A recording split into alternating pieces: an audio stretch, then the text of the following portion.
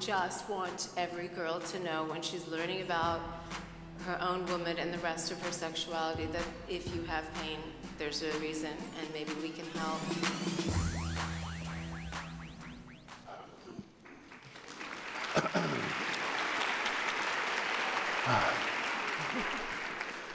Hi, I'm André Leon Talley. Hi, I'm Padma Lakshmi. Padma is best known as the glamorous and unflappable host of the Emmy Award-winning show Top Chef. But Padma's talents go far beyond her culinary creed. Once an international supermodel, and now a New York Times best-selling author, women's health advocate, entrepreneur, and mother, she's here to tell us how she made it all happen. Please welcome again, Padma. Padma, you started off as a model. Now you're a foodie icon hosting Top Chef. Quite an unusual path. How did you find your way there? And where did your love of food come from? It was a long and winding path. My love of food actually came from the women in my family, like what's true for all of us. So my mother, my grandmother, all of the aunts in my family taught me how to cook and taught me how to decipher what ingredients to use, how much of them to use, et cetera, et cetera. And through the teaching of how to cook and about food, I think they taught me about a lot more, about femininity, about family, about what it means to be feminine and a feminist, and all of those things. You say that you've always associated food with feminism. Mm-hmm. What's the connection? Well, it's interesting to me that, you know, obviously I'm in the professional food world and I get the opportunity because of my job to meet a lot of chefs, and most of those chefs are men. Most of the professional food world is, like many professions, is dominated by men, and yet most of the food prepared in the world is done by women. And you know, there are some great chefs like Dominique Crenn and Barbara Lynch and April Bloomfield, and you know, there are some quite extraordinary women, but for the most part, you really don't see that. And I think the act of nurturing and the act of giving something back to your fellow human being through food is very empowering, and we need to use that to further more feminist issues that we don't make the connection, but the connection is there very inherently.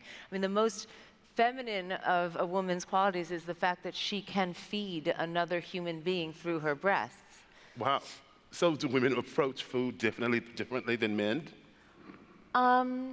Maybe and maybe not. Yeah. You know, I think whenever I'm on Top Chef and I say to somebody, wow, this is such a feminine plate, I mean that as a compliment. You know, I think of a plate of food as beautiful and delicately composed as something that is more feminine, but I don't think that that's inherently only a female characteristic, if that makes any sense. I think a lot of men also do that with food compositions. How does that play out on Top Chef, this whole thing of men being the domineering players in the food world?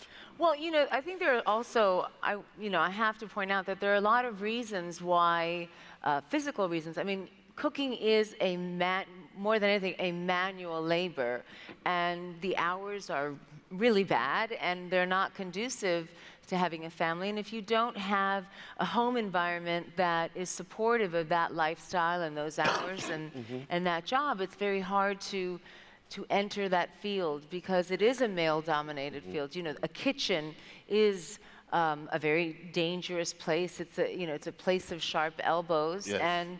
And so I think women who have made it have done so in spite of the current against them. Yes, yes, yes. As a non-white woman, did you find the glass ceilings were very hard to crash through? Was it difficult trying to become a model, an actress as an Indian woman? Yes, I mean, I think the fashion industry, as you know, is changing.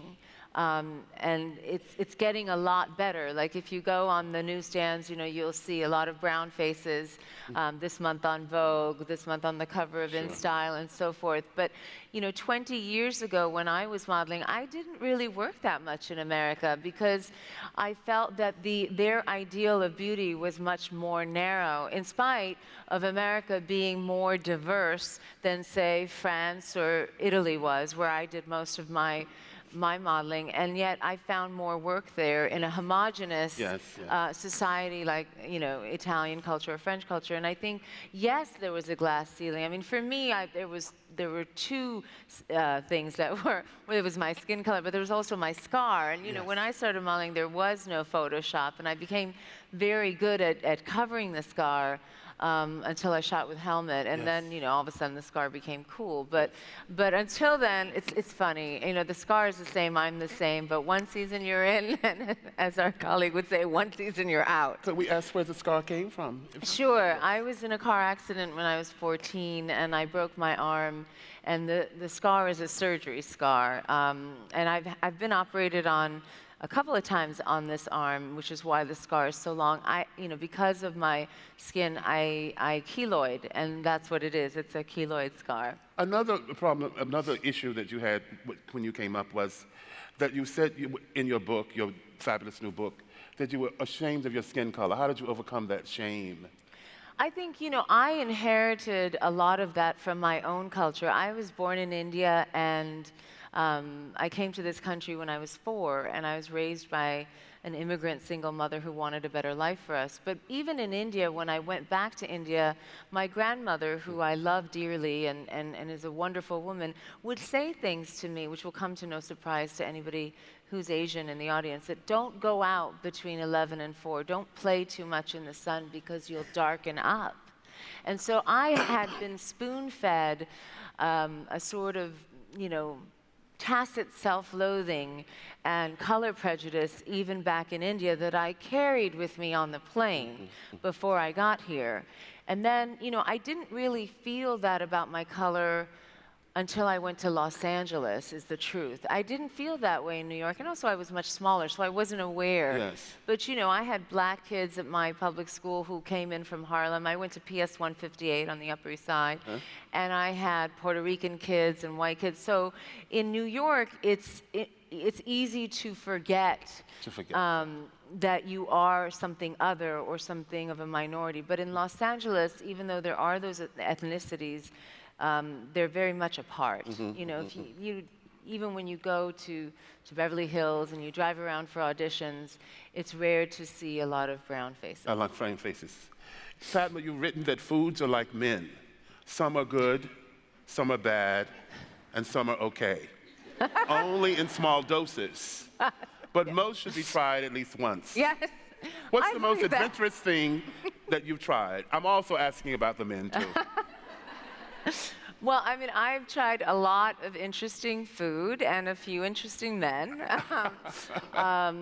Food first. Food is something, of course, that's always been so central to who I am. I look at the world through the lens of food, and one of the things that modeling actually afforded me was being able to travel at a very young age, just after college, to all these wonderful places that I would have never gotten a chance to go to. And just shuttling back and forth between India and America and stopping along the way in places like Singapore opened my palette up. So I did get to try all kinds of weird and strange and wonderful things. Well, I've tried a lot of bad stuff, too. What's the bad stuff? Okay, well, on Top Chef, they made me once have duck testicles.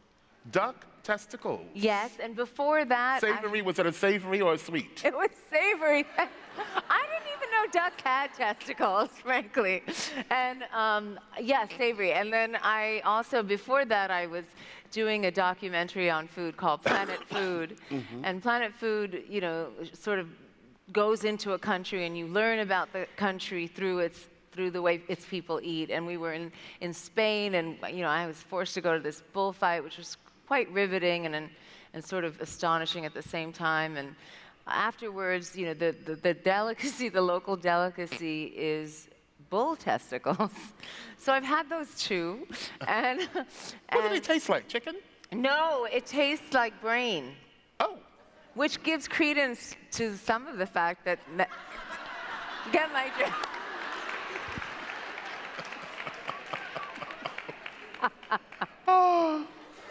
I look forward to my first dish of bull's testicles. But you know, I write in the book about this that I also consumed my own placenta. What? I, You've consumed your daughter's placenta? well, yes, What was hers that and for? mine. What was that all about? What was that all Well, about? you know, it's not as gross as it sounds. I mean, I had it dehydrated and encapsulated, and I just took 2 placenta pills in the morning with my coffee.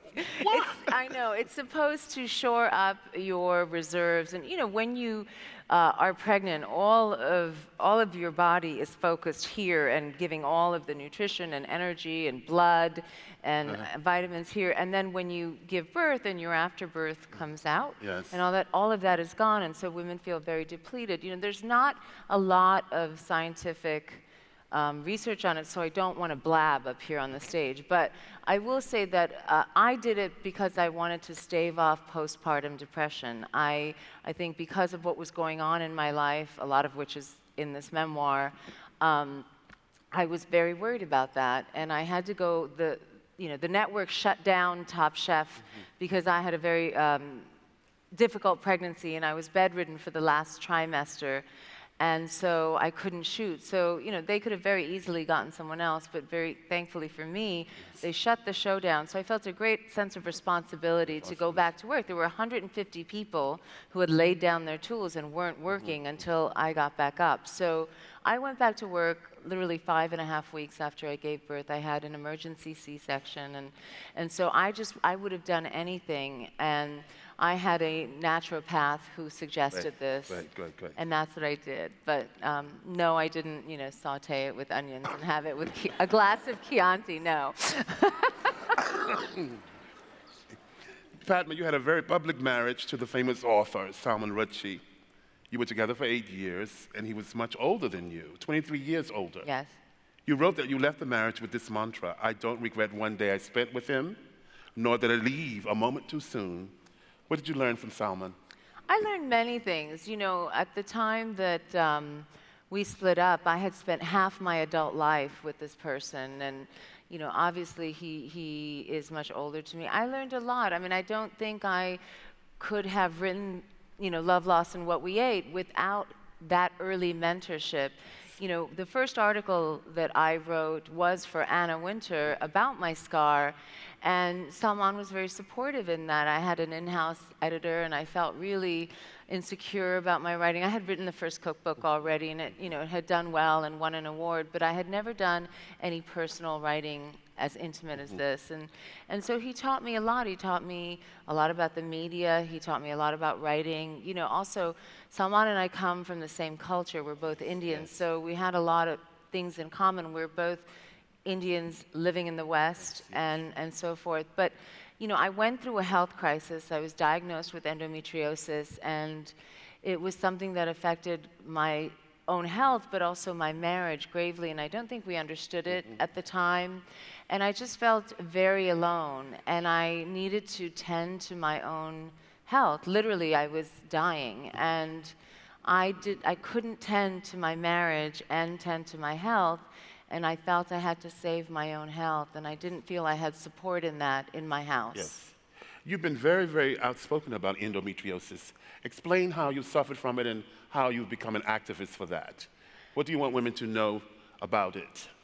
Well, the number one thing I would say to women is that pain is your body's way of telling you something is wrong. So it is not okay for you to be bedridden for 2 or 3 or 4 or 5 days every month because of the fact that you're a woman or the fact that you have a period. That is abnormal. And I and millions of other women are conditioned to think that it's just part of being a woman, and it's really not. We have technology now. Endometriosis is when the endometrium or the uterine lining grows outside of the uterus and cannot be expelled from the body with a woman's period. And it's very, again, it's very juicy, fertile tissue. It's designed to house and nurture an embryo and take that embryo to a bouncing, healthy baby. And so when it cannot be dispelled, when you're not pregnant and don't need it, it is reabsorbed and it grows everywhere and it sticks itself like silly putty to all of your internal organs. If you think of the womb as a garden, think of endometriosis as potential weeds that wrap and coil themselves around all of your organs. And so you have to laparoscopically, with surgery, remove it. It's very painful, and more, it has, it's often misdiagnosed. It's treated incorrectly. In my case, I went undiagnosed until I was 36. I got my first period when I was 13. And so for 23 years of my life, for 1 week of my life, I was bedridden with heating pads, with very serious prescription pain medication. I tried hypnosis. I tried all kinds of things. And nobody could tell me what was wrong. And it's a shame that I fell through the cracks. It's a shame that it took so long to get a diagnosis when I, unlike many women in this country, had good insurance and had access to medical care. And so once I was on the other side of that pain, I didn't want any other young woman to go through that. And it is the leading cause of hysterectomies. And it is one of the 3 leading causes of infertility in women.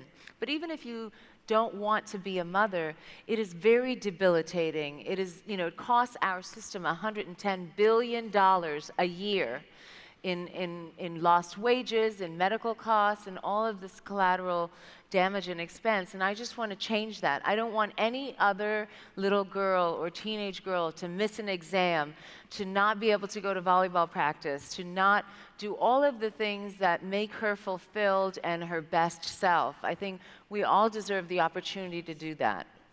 Well, Padma, I wish we had more time. I think you're... Thank you.